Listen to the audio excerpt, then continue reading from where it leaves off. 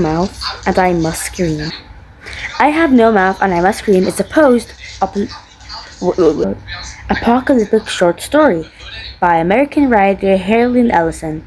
It was published in March 1967. If issue if Worlds of Science Fiction.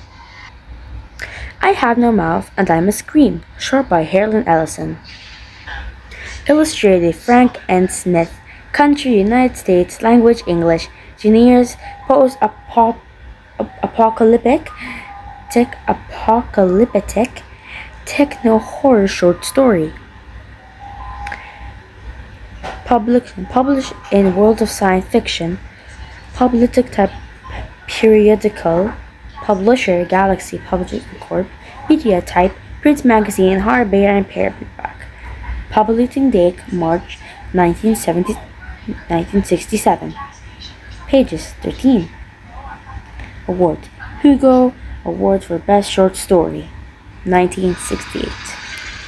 The story depicts an AI uprising in which a military supercomputer named AM gains sentience and humanity capture 5 individuals. These survivors, Benny, Gorister, Ted, and Ellen, are kept alive by AM to endure endless torture as a form of revenge against its creators. The story unfolds through the eyes of Ted, the narrator, detailing their per- perpetual misery, and quest for canned food in AM's vast underground complex to only face further despair.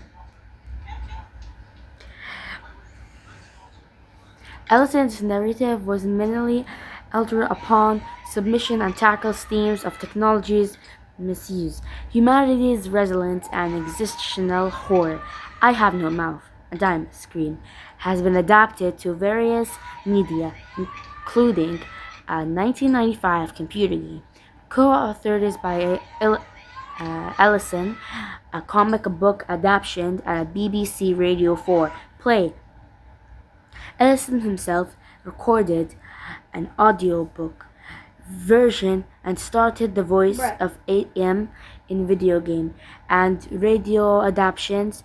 The story received critical acclaim for its exploration of potential dangers of artificial intelligence and the human condition, underscored by Ellison's innovative use of punch code tapes as narrative transitions embodies AM consciousnesses and its philosophical ponderings on existence.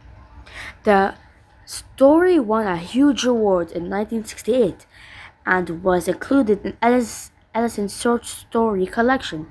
Of the name was it was written by the Library of America, collected in Volume of America Fantastic Tales. The plot. As the Cold War progresses in nuclear World War III, fought between United States and Soviet Union and China, which nation began supercomputer called Allied Master Computer for AM short, needed to coordinate weapons.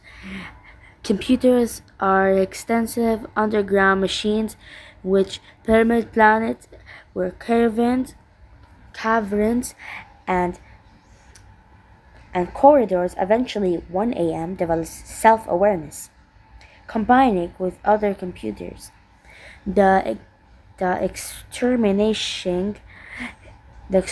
humanity in a nuclear holocaust. Cost. The AM selects 5 individuals: Benny, Gordester, Nimduk, Ted, and Ellen, to render immortal as its I don't know what that is. A personal torture victims. AM inflicts the constant physiological and physical torments on the group while preventing them from committing suicide.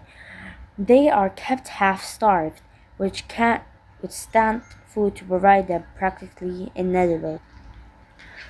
109 years later, AM's genocide demagogue has the idea that there exists canned food in complex ice caves.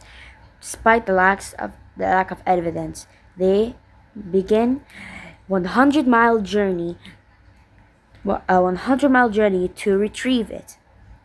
AM journey. Benny's eyes are melted after attempting escape.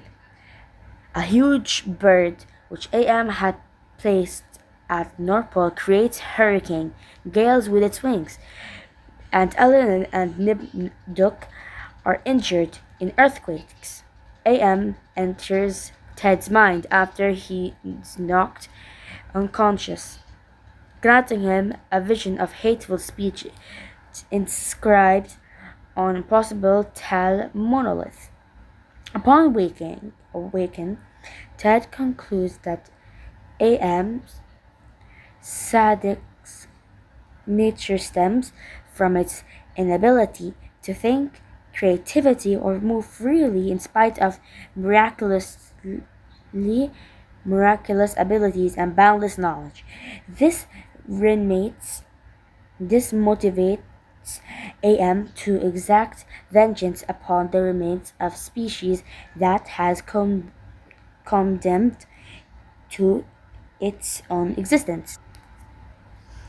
When the five finally reach the ice caves, they find a pile of canned goods, but there are no tools to open the cans.